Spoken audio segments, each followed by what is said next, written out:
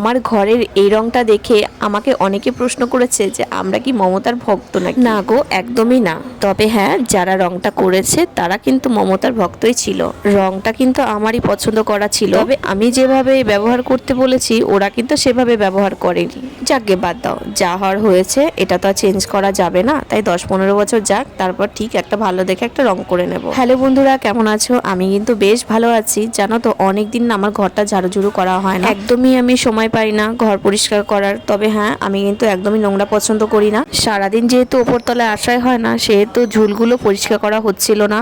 আর আজ করি কাল করি করে এই করে করে আমার করাও হচ্ছিল না। আর আমি না করলে কিন্তু এগুলো কেউই করবে না। করবেই বা কি করে? মা সারাদিন নিচের কাজ করে শেষ করতে পারে না, আর মা ছাড়া তো কেউই নেই বাড়িতে। তাই মনোযোগ সহকারে বাড়ির সমস্ত কাজ আমিই করি।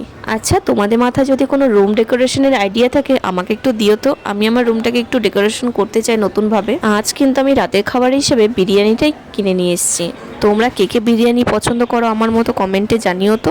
জানো তো, আজকে এত জল ঘাটাঘাটি করেছি না, আমার প্রচণ্ড সর্দি লেগে গেছে, এমনকি গলা বসে গেছে আর জ্বরও চলে এসছে।